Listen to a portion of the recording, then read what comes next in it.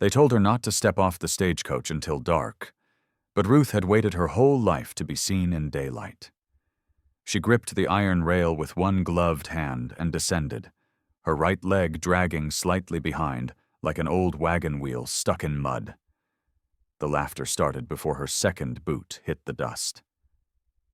"Guess they shipped us a broken one," someone called out. "You pay by the pound or by the limp?" another man jeered, and Ruth's cheeks flushed crimson as her eyes met the row of strangers lined along the porch of the general store. Her husband-to-be, a stout rancher named Clark, who had written her 2 dry letters in 6 months, didn't come forward. Instead, he turned his head, muttered something to the man beside him, and spit into the dirt. Ruth's fingers tightened around her worn satchel. She hadn't crossed 5 states, sold her mother's locket, and memorized Psalm 46 just to stand humiliated in front of the entire town. But before she could force a smile or move toward the boarding house, a stillness cut through the jeering like a blade.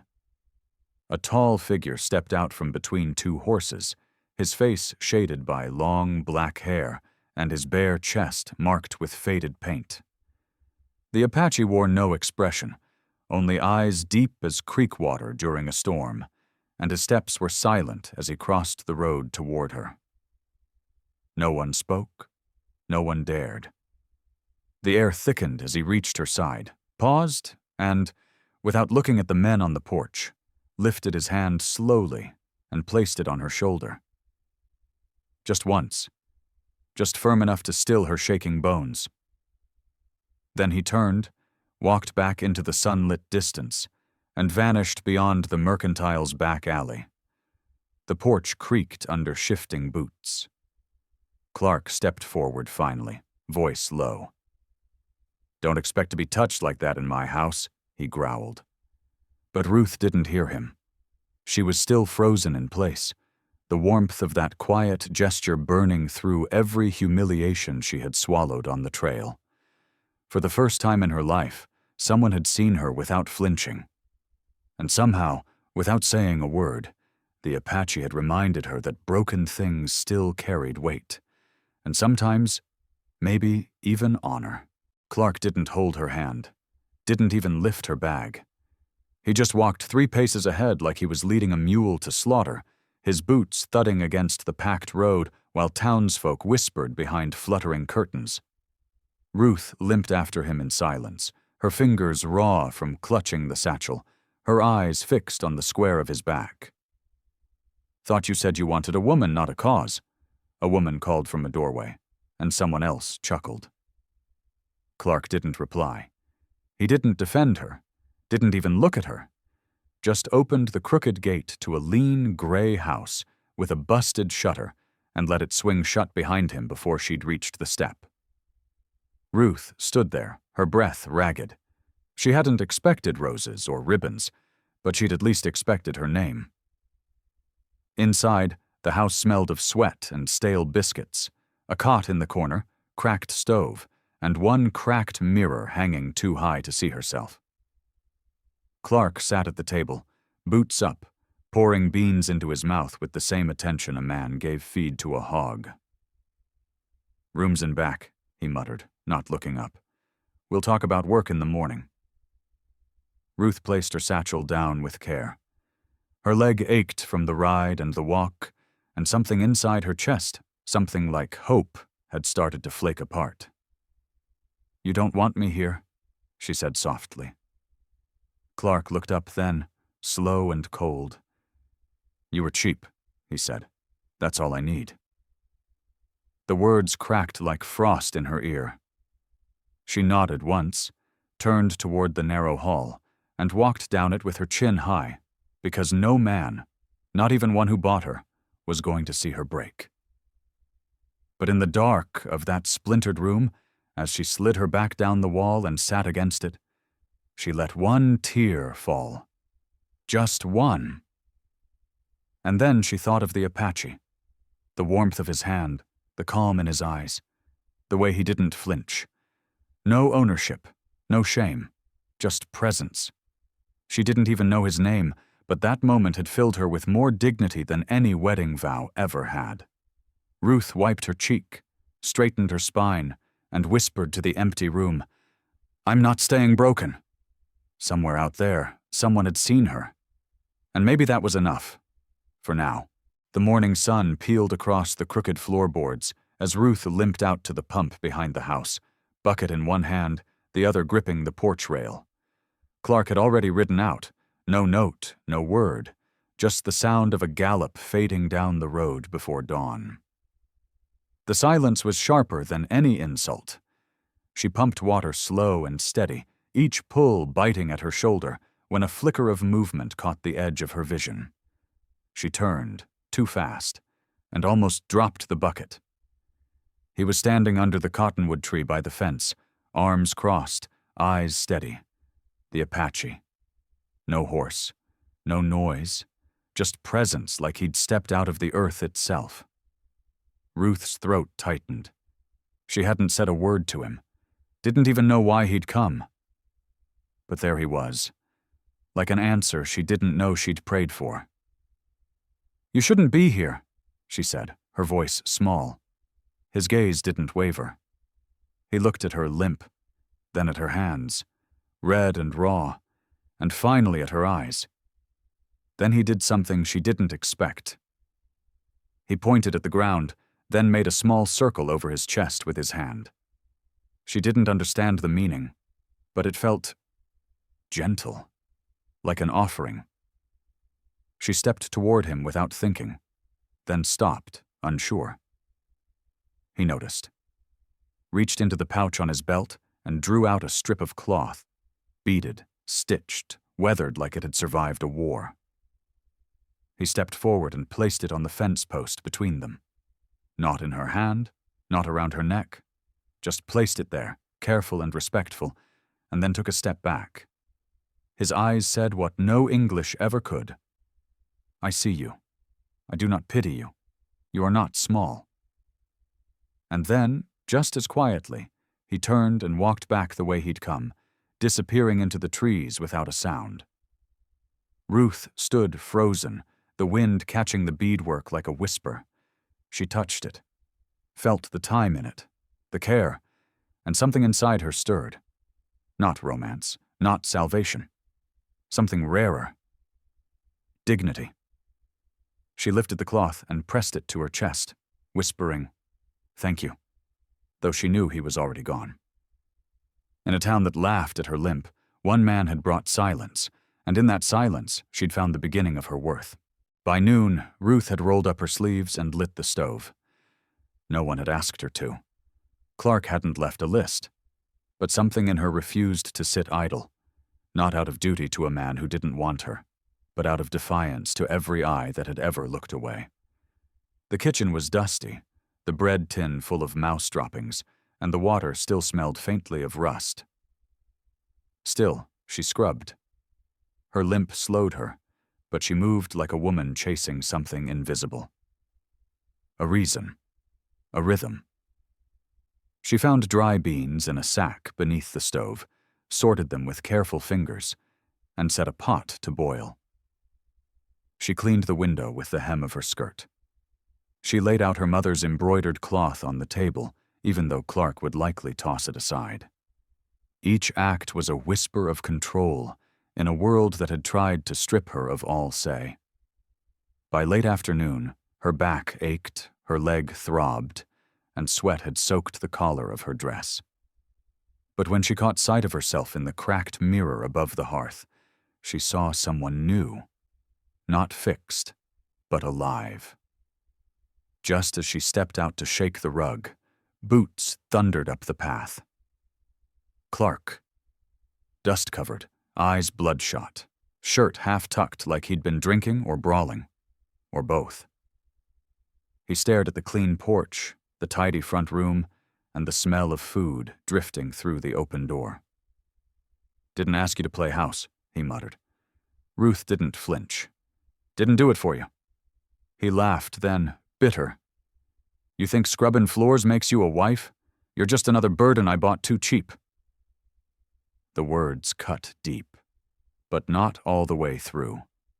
Not anymore, because the cloth from the Apache still rested in her apron pocket, because the fire she'd built this morning still crackled warm behind her, because her hands, though raw, had worked, and that meant something. "Then sell me again," she said quietly. "Or don't. Either way, I'll keep the fire going." Clark stared at her like she'd grown a second head. "You best watch that tongue, girl." Ruth met his eyes full on. "Number you best watch yours." And with that, she turned, limped back inside, and shut the door behind her. For the first time in her life, the echo of her own voice felt louder than any man's. That night, the wind howled through the broken shutters like an old woman warning of something unsaid. Ruth sat at the table, staring into the flickering lamplight, the Apache's cloth folded neatly beside her plate. Clark hadn't come in for supper. She didn't ask why. She didn't care. What mattered was the silence and the strange hum beneath it. Around midnight, she heard it again. A dull thud, low and rhythmic, somewhere beneath the floorboards. At first she thought it might be a rodent, or maybe the wind knocking loose timber. But when she pressed her ear to the warped floor, it was clearer now, measured, deliberate. Like footsteps or digging. She lit a lantern and stepped carefully through the hallway, her limp amplified by each creak of the old wood. Outside, the moon hung heavy, casting bone-white light through the slats. She followed the sound to the corner of the pantry, where the boards felt loose. Her fingers traced the edges until one lifted. Beneath it, nothing but dirt. Dry, packed, undisturbed. But then she saw it. A small pouch. Leather. Worn. Buried shallow, as if someone had wanted to hide it fast. She pulled it free and opened it. Inside, a folded paper and a string of beads. Her breath caught. The beads were the same color and shape as the ones on the Apache's cloth. Same pattern. Same hand. The paper held a name, scrawled in shaky English. Juanita. And beneath it, a word she didn't know, Chile, repeated 3 times like a chant. Ruth stared at it, heart pounding.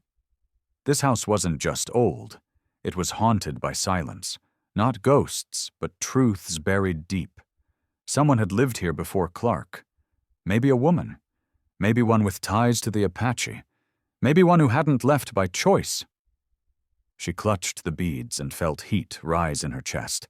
Not fear, but fire. This wasn't just a broken ranch.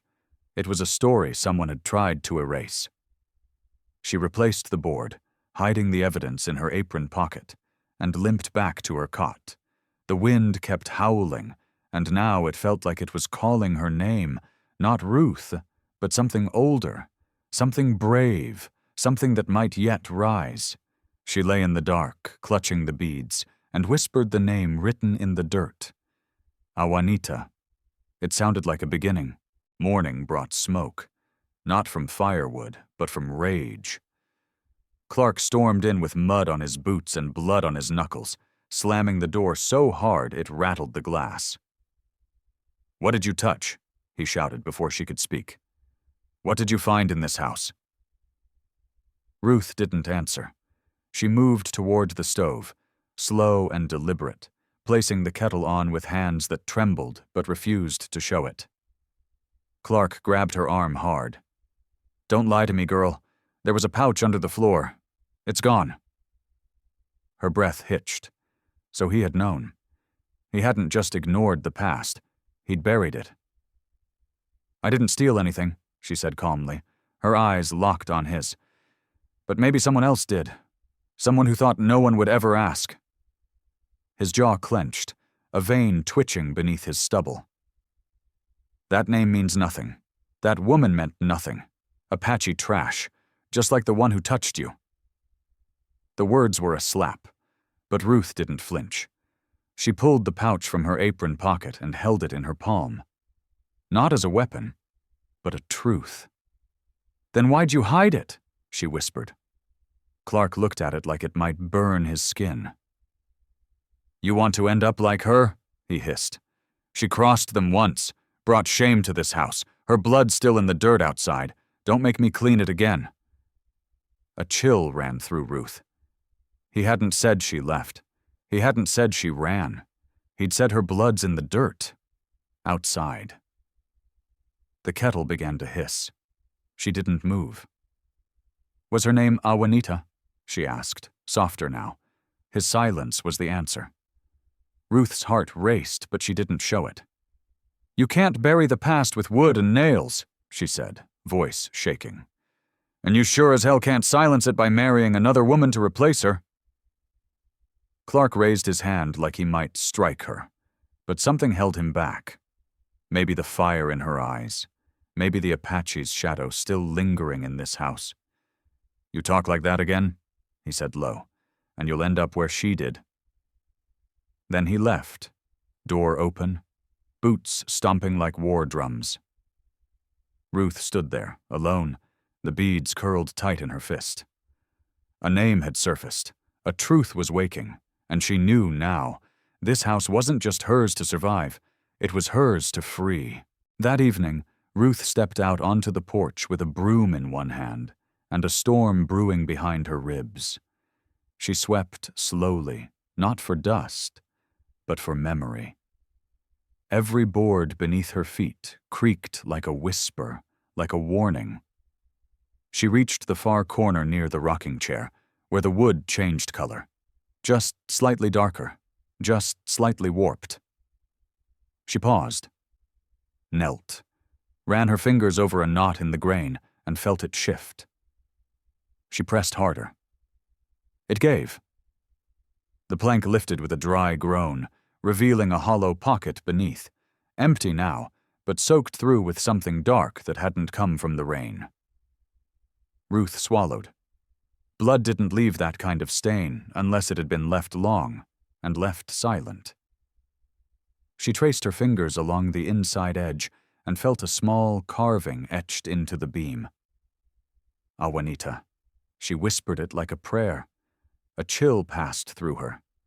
This porch had seen truth, had hidden it beneath the boots of men who laughed, cursed, and spit without consequence. She replaced the board gently and sat down in the chair, letting it rock beneath her weight. The wind tugged at her hair, and the distant hills glowed in the last light of day. Then, behind her, soft footsteps. She turned. The Apache was standing at the gate again. Same steady eyes, same silence, but this time he carried something in his hand, a small cloth-wrapped bundle. He didn't speak, just walked to the porch, unwrapped the bundle and set it on the step. A piece of carved wood, painted red and black, shaped like a hawk's wing. It was old. It was sacred. She looked up at him. "She was yours, wasn't she?" she asked. His jaw tightened, just enough. And then he did something unexpected. He sat. Not on the step, not on the ground, but beside her, on the rocking chair's twin. And for a long moment they said nothing. The house behind them groaned with secrets. But the porch, this blood-soaked creaking porch, became still. Ruth reached for the carved wing and held it in both hands. "Tell me her story," she said quietly. "I want to know her." The Apache looked into the horizon and nodded once. And in that silence, Ruth understood. This wasn't just about Awanita's end. It was about making sure she wasn't the last. His voice was low, shaped by wind and time, when he finally spoke. "She came here alone, like you." Ruth didn't interrupt. She clutched the carved hawk wing in her lap and listened as the Apache's eyes stared through memory. "Clark's father took her. Not in marriage, not in name, just took. She bore it quiet. Then one winter she tried to leave." His fingers curled into fists. "They found her by the porch." Ruth's breath caught. She didn't need the rest of the words. The stain in the floorboards had already told the ending. I carved that wing for her.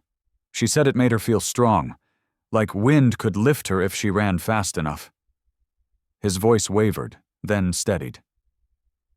I buried the real one, but I kept this. He tapped the copy in Ruth's hand. You're not her, but you're standing where she fell. That means something. Ruth looked down at the carving, the paint chipped but still bright. Why me? She asked. Why come back for a stranger? He turned to her, and his gaze was sharp now, like heat behind glass. Because you didn't break when they laughed. You stood. You didn't run. She swallowed hard, the porch swaying gently beneath them. Clark, he knows what happened. He threatened me. The Apache nodded. He won't again.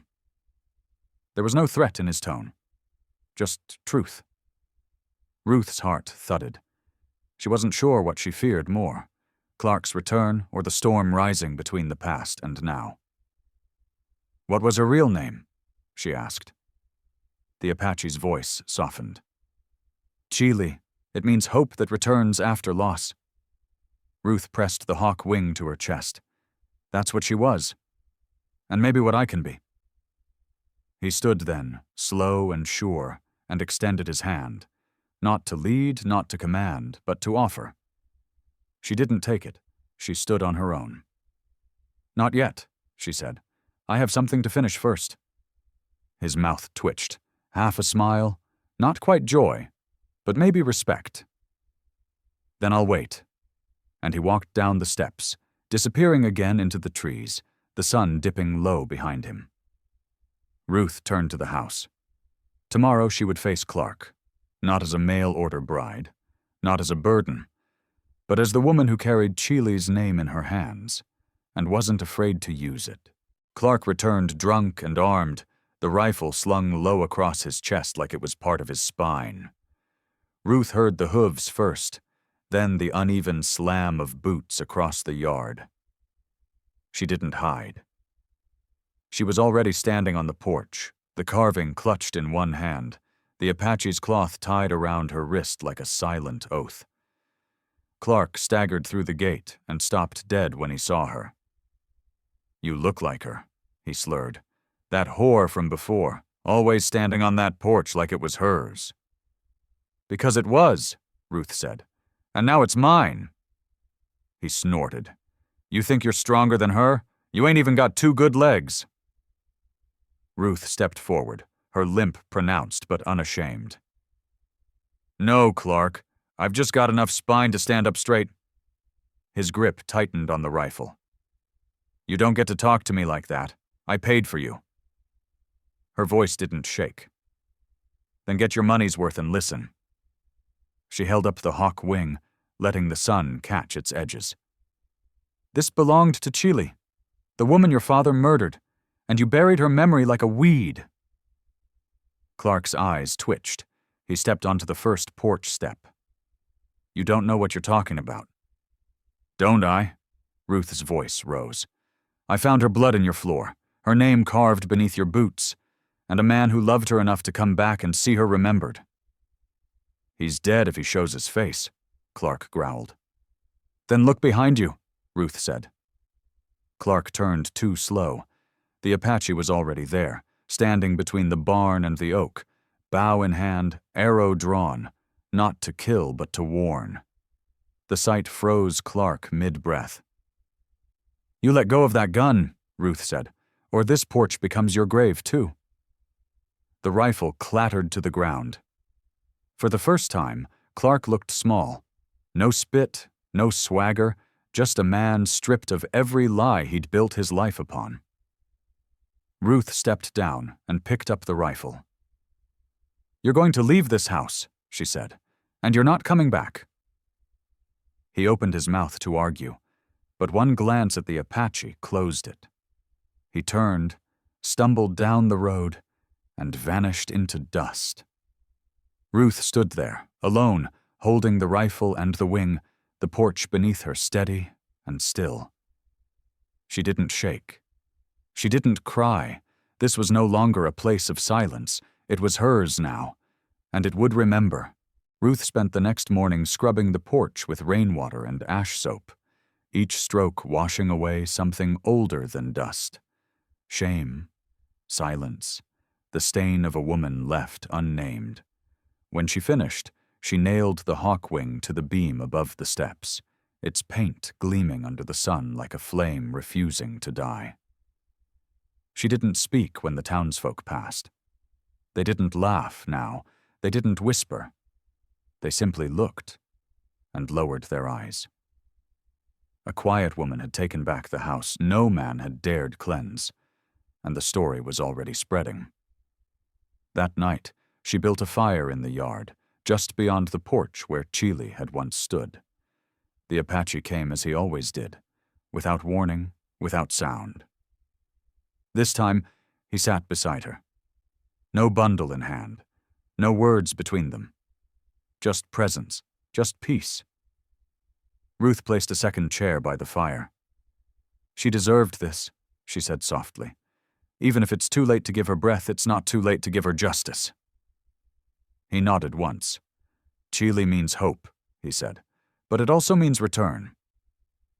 Ruth smiled, faint but real. She came back, in fire, in story, in every footstep I took across that floor. The Apache looked at her then, not like a warrior watching a stranger, but like a man seeing the end of something broken and the start of something whole.